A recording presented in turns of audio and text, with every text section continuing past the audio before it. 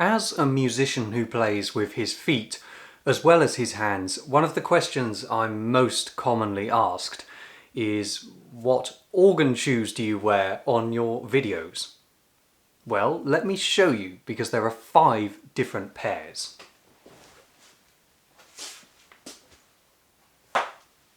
Number 1, for the most delicate and smallest pedal boards.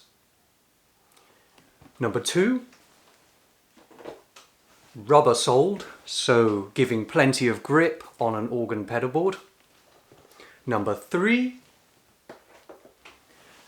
with no welt and a leather sole so that your foot can slide on the wood of the pedal itself. And then we have 2 more extremely technical pairs of shoes which are invaluable on these videos. Number 4 and number 5. 5 sets of organ shoes, all with their own very distinct purpose. Today I celebrate those 5 pairs with 5 of the greatest hymn tunes ever composed.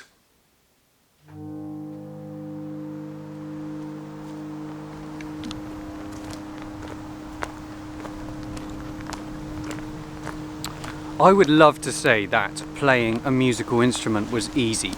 You just sit down and it happens. But it's not true. I'll tell you the biggest problem with musicians.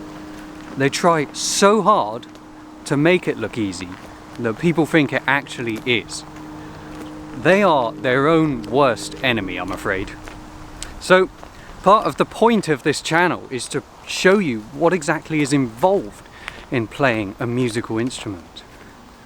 And when it comes to the pipe organ, it's particularly complicated because there are many thousands of pipe organs in England, none of which are the same. They were all built specially for the building which they occupy. They were all constructed by different organ builders. They all have a different specification. And there's one further problem. Unfortunately, most of the organs which I play are in a completely dire state of repair. They're well over 100 years old and there are bits falling off of them. And almost even worse than that, bits have been screwed on and parts of them have been bodged up over the years. However, today, my friends, is a momentous day, both for me and for you, because today I'm on my way to record a freshly restored pipe organ by an extraordinary organ builder from the 19th century. And even better, I am the first person to play it, which must mean that you are the first people to hear it. I can't wait.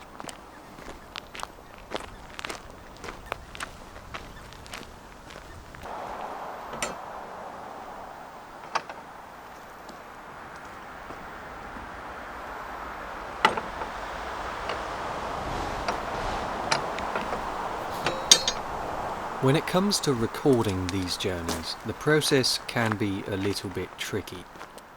One camera in the right hand, one in the left. You can be sure that you're never far from a footpath, but in this case I have to tackle a main road, and there's no stylish way of filming that.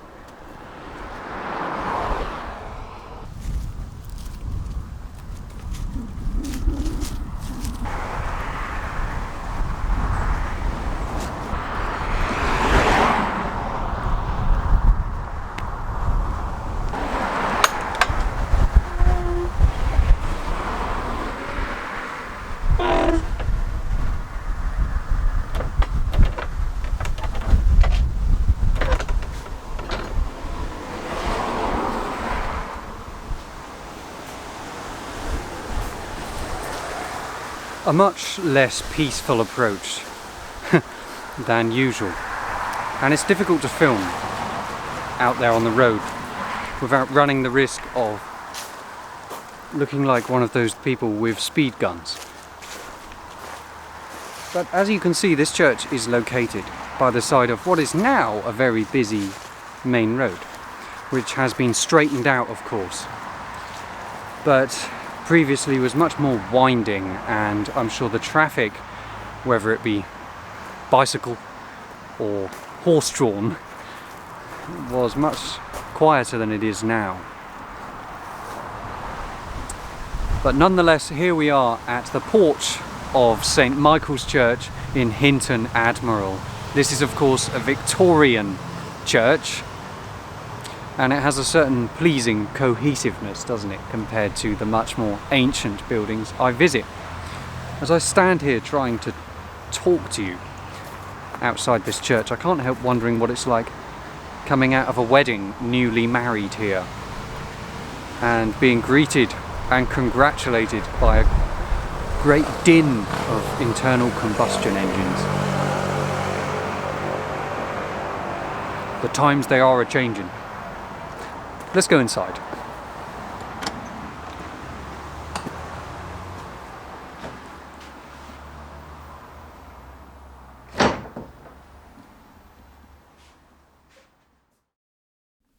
In the year 1829, a very famous organist called Felix Mendelssohn made his first visit to England to perform.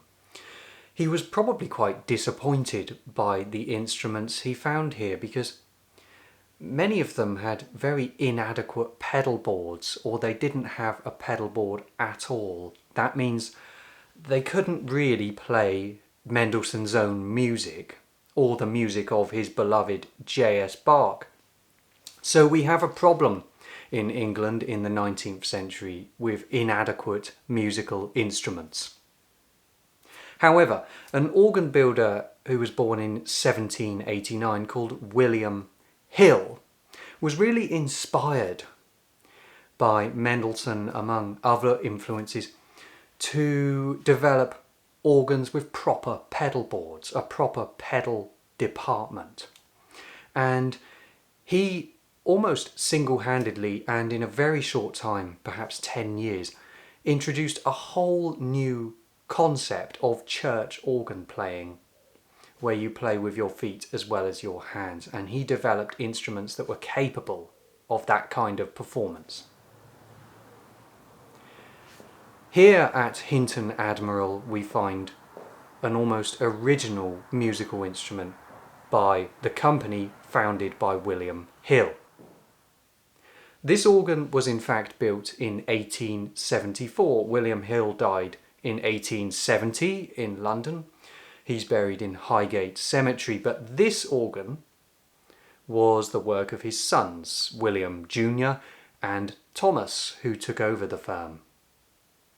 It is incredibly rare to find an instrument like this one, not just because of the heritage attached to the company who made it, but also because it has not been altered since it was built in 1874. If you perhaps are interested in classic cars and you'd like to buy a classic car, I'm sure you'd find that most of the examples you find have been altered in some way. Perhaps their wheels have been changed, the colour of the car has been changed, the steering wheel might have been changed, and so on. However, what we really want is originality, isn't it? Something untouched by later restorers, or perhaps we should say bodgers. Well, this William Hill and Sons organ is one of those untouched instruments. The only change which has been made to it is the fitting of an electric blower, which replaced the hand pumping we would have had originally. Otherwise, the specification is the same as it was in 1874. There are no new stops, new pipes added. The pedal board hasn't been changed for one of those big concave ones. It's left as a straight pedal board. And the old ratchet swell pedal down there hasn't been swapped for a more practical, balanced swell pedal. This is an organ at its most original, and it was designed to play hymns to accompany the service. And that's what I'm going to use it for today, with some of the greatest hymn tunes ever composed.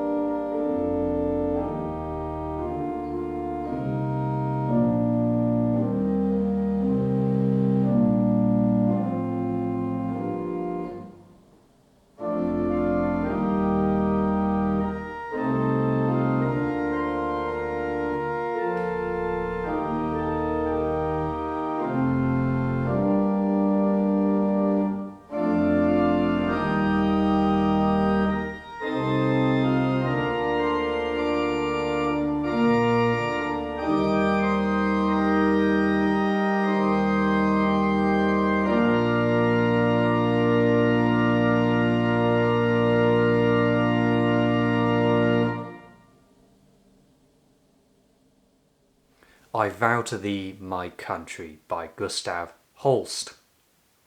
And a reminder that you are the first listeners to hear this instrument in its newly restored state. My understanding is that Mr. Cooper from the Isle of Wight has been at work rebuilding this organ for many months, and it received its final tuning the day before I visited by complete coincidence. The organ was built during the church's Victorian restoration. There was a building here 100 years before, but it was just a nave. However, in the 1870s, the local landowner, Sir George Taps Jervis Merrick, decided the church needed a complete remodelling, and he called in the architect George Edmund Street for the task. Street designed a new roof, chancel and bell tower, making the building much larger. He also designed the oak pews and the stalls at the back, which were reserved for the Merrick family and their guests. This was a massive undertaking, but it resulted in the church building as we see it today. George Edmund Street, the architect, was mainly based in London. In fact, he designed the Royal Courts of Justice on the Strand, for example. But he also designed plenty of churches, and perhaps he knew William and Thomas Hill, also based in London, and recommended them as builders for the organ here at Hinton Admiral. Who knows, but the instrument wasn't actually funded by the landowner Sir George, unusually, even though he apparently also had a Hill organ just down the road in his country home. The organ here in the church was funded by the Honourable Mrs. Robinson. Reverend B.B. Robinson was the vicar at the time, so I assume that she was his wife. What an incredible legacy to leave.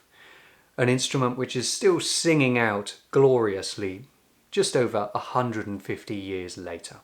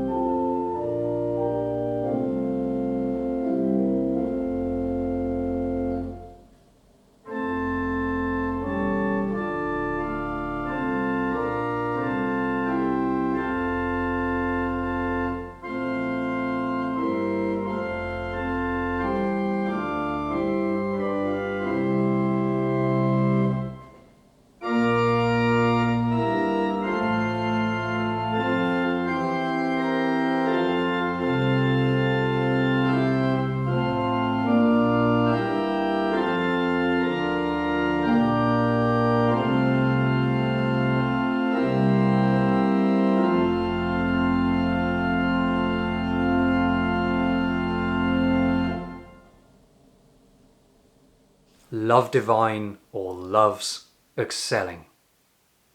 You will have noticed that I included a pedal camera so that you could see exactly what happens with the organist's feet.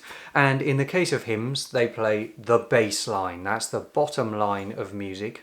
If a choir was singing that hymn, it would be the bass singer who sings that bottom line. Playing with your feet really helps because it relieves the hands of doing so much work. In this case, the left hand. If you don't play with your feet, it's actually harder to play the organ because it's harder to sustain a line of music when you can only use your fingers. Whereas the feet relieve the left hand of some of the notes, meaning that it's easier to play more smoothly. The other advantage of playing with your feet is that there is more power in the bass. There are pipes called bourdons, which means buzz, and the largest one of those is normally 16 feet long, double the length of a normal pipe, therefore double the pitch, so it's deeper. So playing with your feet gives the organ more gravitas, more depth. You can often tell when a pianist is playing the organ because the performance lacks that supreme awe that you get from the bass. So pedaling is one of the key differences between organ playing and piano playing technique. The other difference is stops. A piano has just one kind of sound, an organ has many. Stops change the colour of the music. If you had an orchestra in front of you, you might tell the flutes to play at one point, the clarinets to play at another, the cellos to play at another, or to stop playing. And an organ works a bit like an orchestra. You pull out a stop, it allows wind to enter one particular kind of pipe, which makes a specific kind of sound. Or if you don't want that sound, you push the stop in, and it stops. And of course, that's where the name comes from.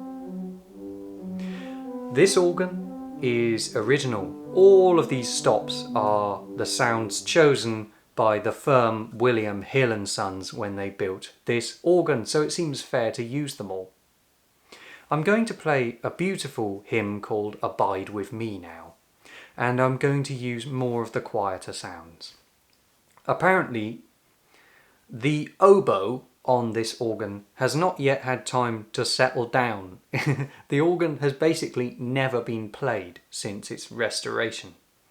So it'll be uneven in places, but it would be unfair not to let that oboe sing out just once with the melody of Abide With Me.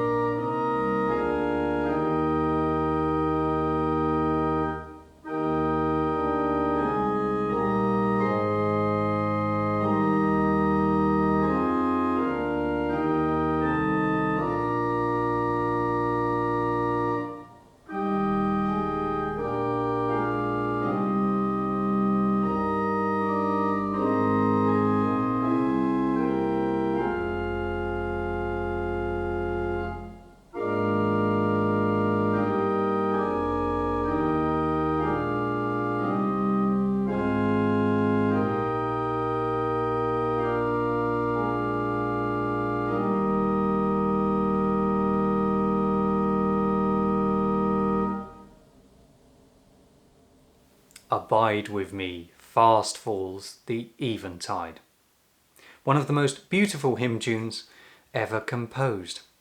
In fact, about a month ago, I produced a video called How to Compose the Most Beautiful Hymn Tune Ever Written. And it was all about analysing that hymn tune, Abide With Me. Amongst some high-performing videos, it did rather badly. I was quite disappointed at how low the view count was on that particular video. So a week ago, I changed the title. I just shaved off the How to Compose bit and just called it The Most Beautiful Hymn Tune Ever Written. It may sound cheesy and flippant, but the view count increased by about 60,000 views in a week. I couldn't believe it. So now that video, at the time of recording this one, has about 110,000 views. So if you want to learn more about the hymn tune for Abide With Me, then do go ahead and watch it. Speaking of which, it's a joy to produce videos which lots and lots of people watch, and I'm sure many freshly restored organs don't get an audience of perhaps 15 or 20,000 people in their first 24 hours. So please do remember to subscribe to my channel to help spread it further and further so that more people get to hear these amazing instruments, especially the newly restored ones. If you'd like to, you can also support me using my donations page just underneath this video. You'll see a PayPal link there, and if you click on that, you can send me a small contribution if you'd like to, and if you enjoy these videos on a Sunday night. Thank you so much for your help. I did receive the question once again this week of, could you tell us about who films your videos? Well, apart from the instances where my brother Billy is there with me, it's done completely alone. There is not a film crew. My film crew is one arm with one camera and another arm with another. I'm going to leave you with the final 2 hymns in today's episode to make up the 5 greatest hymns. But here's a secret. When I record, I usually record an extra hymn, just in case there are any mishaps or cameras run out of battery. And in this instance, one camera did run out of battery while I was playing It Is Well With My Soul, so I lost all the footage of my body. You only have my feet and my hands. So to make it up to you, I also included the safety net hymn, which was Jerusalem. So you'll have 3 hymns for the price of 2. I hope you enjoy this closing miniature recital of some of the greatest hymns ever composed. Thank you so much for watching.